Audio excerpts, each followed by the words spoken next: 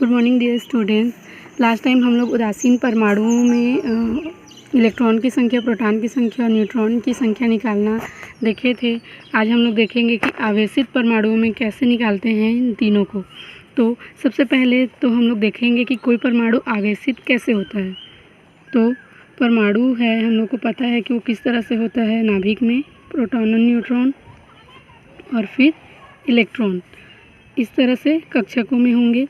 तो सबसे पहले आप लोग एक चीज़ याद रखिएगा कि जो किसी भी परमाणु का सबसे अंतिम कोष जो होगा उसको हम लोग संयोजकता कोष बोलेंगे, संयोजकता कोष। और जो परमाणु होता है वो आवेशित केवल और केवल इलेक्ट्रॉन के आदान प्रदान से ही होता है। अगर जो इलेक्ट्रॉनों का आदान प्रदान होता है वो संयोजकता कोष से ही होता है। कभी भी बाहर को छोड़कर अंदर के इलेक्ट्रॉन निकलेंगे नहीं या आएंगे नहीं। तो इसको हम लोग बोलते हैं संयोजी इलेक्ट्रॉन। जिन संयोजकता कोष में जितने भी इलेक्ट्रॉन होते हैं उनको संयोजी इलेक्ट्रॉन बोला जाता है।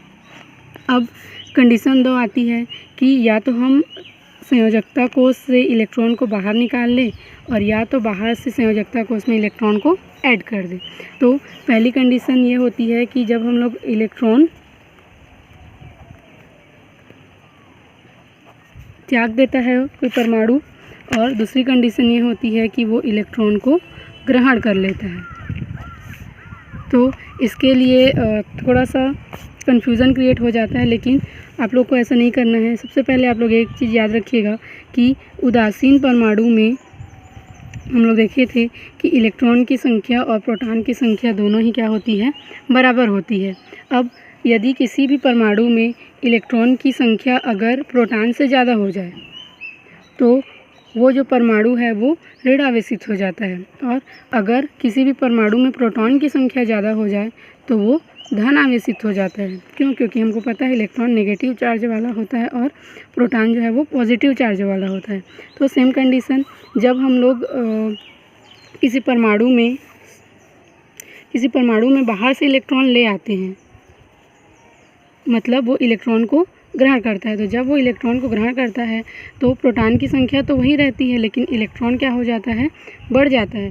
तो इलेक्ट्रॉन की संख्या क्या हो जाती है, इलेक्ट्रॉन बढ़ जाते हैं। और इलेक्ट्रॉन अगर बढ़ गया इसका मतलब क्या है कि वो जो परमाणु है वो नेगेटिव हो जाएगा, मतलब ऋण आवेशित हो जाएगा।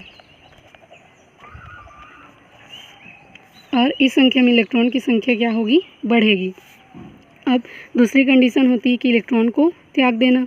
तो इलेक्ट्रॉन को जब वो त्यागेगा तो इलेक्ट्रॉन की कमी हो जाएगी, लेकिन प्रोटॉन की संख्या तो वही रहेगी। इस वजह से इसमें क्या हो जाता है, इलेक्ट्रॉन की कमी हो जाती है।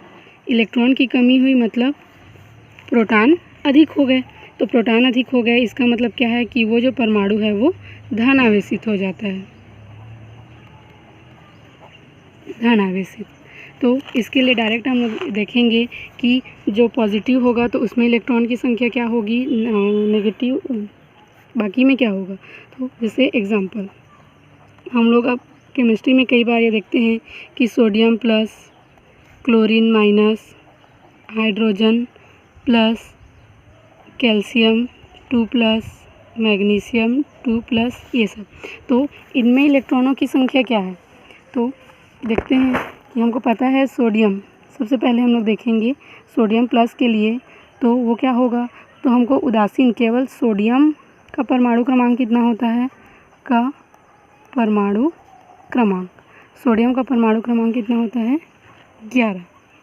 सोडियम का परमाणु क्रमांक 11 है। इसका मतलब क्या है कि इसमें प्रोटॉन 11 हैं और इलेक्ट्रॉन भी 11 ही हैं। लेकिन जब ये सोडियम प्लस बन गया, सोडियम प्लस कब बनेगा, जब वो धन आवेशित कब होगा, जब उसमें इलेक्ट्रॉन की कमी होगी, मतलब वो इलेक्ट्रॉन को त्याग देगा। तो यहाँ पर जितने प्लस होंगे उतने ही इलेक्ट्रॉन को हमको कम कर देना है। तो यहाँ पर प्लस है मतलब +1 है, तो यहाँ पर इलेक्ट्रॉन की संख्या कितनी हो जाएगी, सोडियम प्लस में इलेक्ट्रॉन ये 11 था, +1 मतलब एक को निकाल देना है, तो ये हो जाएगा 11 - 1 मतलब 10।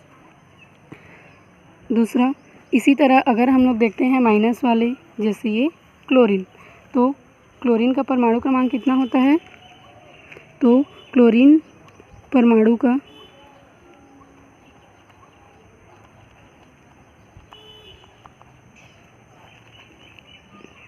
ये हो गया 17।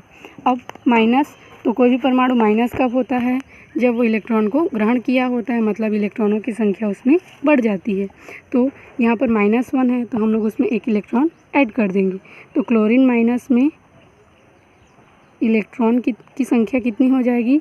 70। एक इलेक्ट्रॉन वो ग्रहण किया है इसलिए एक माइनस हो गया, तो ये ग्रहण कर लिया और ये हो गया 18।